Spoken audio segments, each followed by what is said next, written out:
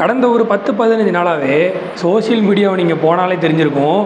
Daily ஏதாவது ஒரு பிரச்சனை வந்து அதை பற்றி பேசி முடிக்கிறதுக்குள்ளே அடுத்த மறுபடியும் ஒரு பிரச்சனை. இந்த மாதிரி பிரச்சனைக்கு மேலே பிரச்சனை மாறி மாறி வந்து நம்ம மீம் கிரியேட்டர்ஸ் எல்லாத்துக்குமே வந்து பயங்கரமாக ஒரு கண்டென்ட் கொடுத்த ஒரு மந்த் அப்படின்னா இந்த செப்டம்பர் மந்த் தான். ஸோ குக் வித் கோமாளி, மணிமேகலையில் ஆரம்பித்து திருப்பதி லட்டு அங்கங்கன்னு எங்கெங்கெல்லாமோ போயிட்டு இந்த பிரச்சனை வந்து ஒரு வழியாயிருச்சு. ஸோ இன்றைக்கி நம்ம சேனலில் முக்கியமாக இந்த திருப்பதி லட்டு பிரச்சனை பற்றி தான் வந்து பார்க்க போகிறோம். எதுக்கு இவ்வளோ நாள் ஆயிடுச்சு, இந்த பிரச்சனை நடந்தே வந்து ஒரு 12 நாளுக்கு மேலே ஆயிடுச்சு. எதுக்கு இவ்வளோ நாள் கழித்து வீடியோ போடுறேன் அப்படின்னா, நம்ம கரெக்டாக தெரிஞ்சுக்கிட்டு அதை பற்றி வீடியோ போட்டால் தான் வந்து சரியாக இருக்கும். இல்லைனா வந்து எல்லோரும் மேலேயும் வந்து கேஸ் போடுறாங்களாம். இதை பற்றி நம்ம தெரியாத தகவல்கள் ஏதாவது சொன்னால் அப்படின்னா கேஸ் போடுறதா சொன்னாங்க. ஸோ அதனால தான் இவ்வளோ நாள் வந்து வீடியோ போடலை. ஸோ என்ன நடந்தது அப்படின்றத வந்து டீட்டெயிலாக எல்லாருக்கும் புரிகிற மாதிரி பார்க்கலாம். திருப்பதி அப்படின்னு சொன்னோன்னே எல்லாருக்கும் டக்குன்னு ஞாபகம் வருது திருப்பதி கோயிலில் பிரசாதமாக கொடுக்கக்கூடிய அந்த லட்டு. நீங்கள் எந்த ரிலீஜியனாக இருந்தாலும் சரி, கண்டிப்பாக அந்த லட்டு வந்து நீங்கள் ஒர்க் பண்ணுற இடத்துலையோ இல்லை நீங்கள் படிக்கிற இடத்துலையோ யாராவது ஒருத்தர் வந்து கண்டிப்பாக கொடுத்துருப்பாங்க. அதை நம்மளும் சாப்பிட்ருப்போம். அந்த டேஸ்ட் வந்து நம்மளுக்குமே வந்து ஒட்டிகிட்டு இருக்கும். லட்டு அப்படின்னாலே ஒரு ஃபேவரட்டான லட்டு அப்படின்னா திருப்பதி லட்டு தான். மோஸ்ட்லி எல்லாருக்குமே அப்படி தான் இருக்கும். அப்படிப்பட்ட இது வந்து லட்டுக்கு மட்டும் ஃபேமஸ் இல்லை, ஒரு பல லட்சம் பல கோடி மக்களுடைய ஒரு மத நம்பிக்கை, ஒரு இறை நம்பிக்கை அப்படின்னே சொல்லலாம். அப்படி ஒரு ஃபேமஸாக இருக்கக்கூடிய ஒரு விஷயத்தில் வந்து ஒரு கலப்படம் பண்ணிட்டாங்க. ஸோ ஃபஸ்ட்டு என்ன அப்படின்னா, நிறைய பேர் மீம்ஸாக வந்து போட ஆரம்பித்தாங்க. என்னென்னா, நீ லட்டு சாப்பிட்ட, இனிமேல் நீ வெஜிடேரியன் கிடையாது, நீ நான் வெஜிடேரியன், என்னடா இது மீம்ஸ்லாம் போடுறாங்களே அப்படின்னு சொல்லி நம்ம பார்க்கும்போது தான் வந்து ஆந்திராவோட சீஃப் மினிஸ்டர் சந்திரபாபு நாயுடு வந்து ஒரு மிகப்பெரிய பிரச்சனையை வந்து கிளப்பி விட்டுருக்காரு. என்னென்னா, திருப்பதி தேவஸ்தானத்தில் கிடைக்கக்கூடிய லட்டில் வந்து பன்றி கொழுப்பு, மாடு கொழுப்பு, அப்புறம் வந்து மீன் எண்ணெய் இதெல்லாம் வந்து பயன்படுத்தியிருக்காங்க. இதுக்கு வந்து லீகலான ப்ரூஃப் வந்து என்கிட்ட இருக்குது.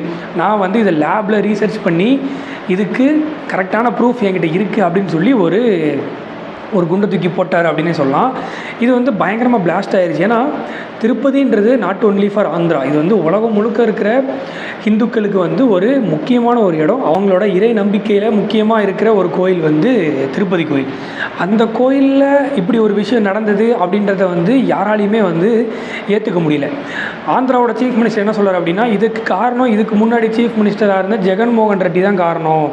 அவங்க தான் வந்து திருப்பதியோட புனிதத்தை வந்து கெடுத்துட்டாங்க, பக்தர்களை வந்து இழிவுபடுத்திட்டாங்க அப்படின்ற மாதிரி ஒரு மிகப்பெரிய விஷயத்தை வந்து சொல்லியிருந்தாங்க. இதுக்கு ஜெகன்மோகன் ரெட்டி அவர் பார்த்தீங்க அப்படின்னா, நான் வந்து இதை பண்ணவே கிடையாது, எங்களோட ஆட்சியில் இந்த மாதிரி பண்ணவே கிடையாது. சந்திரபாபு நாயுடு வந்து ஒரு கீழ்த்தனமான ஒரு அரசியல் பண்ணுறதுக்கு எந்த எல்லைக்கும் போவார் அப்படின்றதுக்கு இது ஒரு பெஸ்ட் எக்ஸாம்பிள். எங்களை அசிங்கப்படுத்தணும், வேணுக்குன்னே எங்களுக்கு வந்து மக்கள் மத்தியில் கெட்ட பேர் வாங்கி கொடுக்கணுங்கிறதுக்காகவே இந்த ஒரு விஷயத்தை வந்து அவர் தப்பாக ப்ரொஜெக்ட் பண்ணிகிட்ருக்காரு அப்படின்னு சொல்லி ஜெகன்மோகன் ரெட்டி இதுக்கு முன்னாடி ஆட்சியில் இருந்தவர் வந்து ஒரு பக்கம் சொல்லிட்டு இருக்காரு. ஓகே, இந்த திருப்பதி லட்டோட ஹிஸ்ட்ரி வந்து நம்ம பார்த்தோம் அப்படின்னா 1750களில் தான் வந்து முதல் முறை அந்த திருப்பதியில் வந்து பிரசாதமாக வந்து லட்டு கொடுக்கணும் அப்படின்ற ஒரு ஸ்கீமே வந்து ஆரம்பிச்சிருக்காங்க. இன்றைக்கி பார்த்தீங்க அப்படின்னா ஒரு நாளைக்கு 3 லட்சம் லட்டு வரைக்கும் அங்கே வந்து தயார் பண்ணுறாங்க. லட்டு தயார் பண்ணுறதுக்குன்னு தனியாக ஒரு ஃபேக்ட்ரியே இருக்குது. அந்த தேவஸ்தானத்தில் வந்து லட்டு தயார் பண்ணுறதுக்குன்னு ஒரு ஃபேக்ட்ரியே இருக்குது. ஸோ இப்படி ஒரு நாளைக்கு 3 லட்சம் லட்டு தயார் பண்ணும்போது லட்டு தயார் பண்ணுறதுல மேஜராக இருக்கிறது பார்த்தீங்க அப்படின்னா நெய். ஸோ சந்திரபாபு நாயுடு என்ன சொல்கிறார் அப்படின்னு பார்த்தீங்கன்னா, நெய் யூஸ் பண்ணுறதுக்கு பதிலாக இவங்க வந்து பன்னி கொழுப்பு, மாட்டு கொழுப்பு, அப்புறம் வந்து மீன் எண்ணெய்லாம் யூஸ் பண்ணுறாங்க அப்படின்னு சொல்லி கம்ப்ளைண்ட் பண்ணியிருக்காங்க.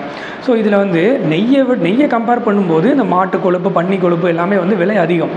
அப்புறம் எப்படி அதை யூஸ் பண்ண முடியும் அப்படின்னு சொல்லி கேட்டிங்க அப்படின்னா, இந்த லட்டு செய்கிறதுக்கு நெய்க்கு பதிலாக பாம் ஆயில் வந்து யூஸ் பண்ணியிருக்காங்க.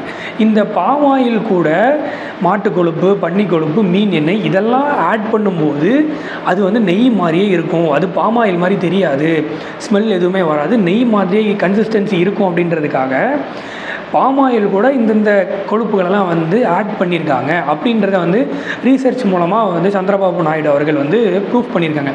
திருப்பதி தேவஸ்தானம் அப்படின்னு எடுத்துக்கிட்டிங்கன்னா, நீங்கள் திருப்பதி மலை ஏறும்போதே அந்த இடத்துலேருந்தே நீங்கள் வந்து நான்வெஜ்லாம் வந்து எடுத்துகிட்டு போகிறதுக்கு உங்களுக்கு அனுமதியே கிடையாது. நீங்கள் அங்கே நான்வெஜ்ஜுக்கு உங்களுக்கு வேலையே கிடையாது.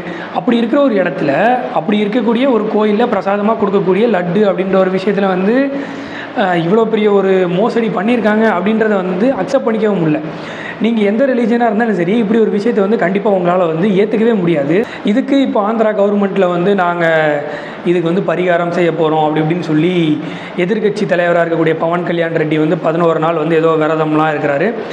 இதெல்லாம் தாண்டி ஒரு லட்டு கோயிலில் கொடுக்கக்கூடிய ஒரு பிரசாதம், அது எவ்வளோ புனிதமானது. அந்த மலை நீங்கள் ஏறும்போது, படி ஏறும்போதே வந்து நீங்கள் நான்வெஜ் எடுத்துகிட்டு போகக்கூடாது. அந்தளவுக்கு புனிதமாக இருக்கக்கூடிய ஒரு விஷயத்தில் வந்து மாட்டு கொழுப்பு, பன்னி கொழுப்பு, மீன் எண்ணெய் இந்த மாதிரி எல்லாத்தையும் கலந்ததுக்கப்புறம் அதில் உள்ள புனிதம் எங்கே போச்சு, அதில் எப்படி இருக்கும் அந்த புனிதம் வந்து எத்தனை பக்தர்கள், இறை நம்பிக்கையாக இருக்கக்கூடிய எத்தனை பக்தர்கள் அதை வாங்கி சாப்பிட்ருப்பாங்க. இன்றைக்கி அவங்களோட மனநிலைமை எப்படி இருக்கும் அப்படின்றத நினச்சி பார்க்கும்போது வந்து நிஜமாக வந்து கஷ்டமாக தான் இருக்குது. ஸோ இதுக்கு ஃபர்தராக என்ன ஸ்டெப் எடுப்பாங்க, இப்படி நிஜமாகவே வந்து ஊழல் நடந்திருக்கா, அப்படி நடந்திருந்ததுன்னா அதுக்கு அவங்க மேலே என்ன நடவடிக்கை எடுப்பாங்க அப்படின்ற எல்லாத்தையுமே வந்து நம்ம வெயிட் பண்ணி பார்க்கலாம். ஸோ இந்த லட்டு விஷயமாக வீடியோ போட்ட பரிதாபங்கள் சேனலை வந்து அவங்க மேலே தமிழக பிஜேபியிலேருந்து ஆந்திராவில் கம்ப்ளைண்ட் கொடுத்துருக்காங்க. ஆந்திராவிலேருந்து கூட யாரும் எதுவும் பண்ணல, இங்கே இருக்கிறவங்க அவங்க மேலே வந்து கம்ப்ளைண்ட் கொடுத்து அந்த வீடியோவே வந்து இப்போ அவங்க ரிமூவ் பண்ணிட்டாங்க. இந்த மாதிரி நிறையா பிரச்சனைகள்லாம் வந்து போயிட்டுருக்கு. இந்த லட்டு விஷயத்தை பற்றி நீங்கள் என்ன நினைக்கிறீங்க அப்படின்னு மறக்காமல் கமெண்ட் செக்ஷனில் சொல்லுங்கள்.